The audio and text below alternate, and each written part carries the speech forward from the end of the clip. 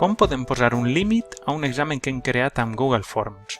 Doncs és molt senzill, quan ja hem editat l'examen, el tenim preparat, en aquest cas és un examen en què hem de pujar un fitxer, el que farem és vindre ací, al menú de més, complements, i busquem el complement Form Limiter. L'instal·lem, en aquest cas jo ja el tinc instal·lat, i l'activem des de complements. Així ens apareix Set Limit i això ens permetrà indicar quan acaba l'examen. Recordeu que mai podem indicar quan comença, però sí quan acaba. Li diem que volem que acabe en una data i un temps concret i la data, recordeu que estan ordenats a l'anglesa, doncs el dia 18, i així indicarem el missatge que volem que llance quan algú intente donar l'examen fora de temps. Guardaríem i ja tenim el nostre examen amb un límit de temps. I ara tenim fixada la data final, la data i hora final, perquè es tanca el formulari. Però com s'obriria? Doncs la manera d'obrir-lo és a través d'avaluació.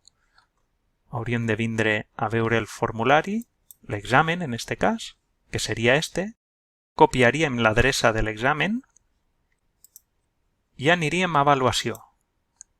Afegiríem un examen, la nostra assignatura. Dels tipus d'examen podríem elegir-ne diversos, però elegirem control teoria perquè no es confonga amb lliurament de pràctica, perquè això pot semblar que l'alumne ha de donar una pràctica al final de l'examen, i no és la idea. Agafarem el concepte control teoria, que encara que està pensat per a controls de teoria en aula física, així ens pot valdre.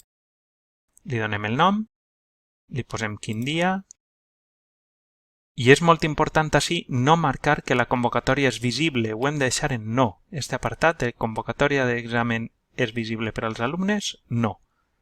Què farem? Continuarem, assignarem, i en l'apartat d'observacions al lloc podem indicar la URL que els alumnes usaran per accedir a l'examen de Google.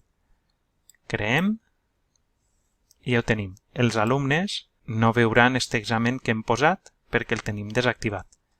Quan arribi l'hora de l'examen, el professor haurà d'accedir a avaluació i en Gestiona seleccionar la pràctica que ha creat, que en aquest cas era esta, i que no està visible als alumnes. I en esta columna, que és la de visibilitat, indiquem que sí.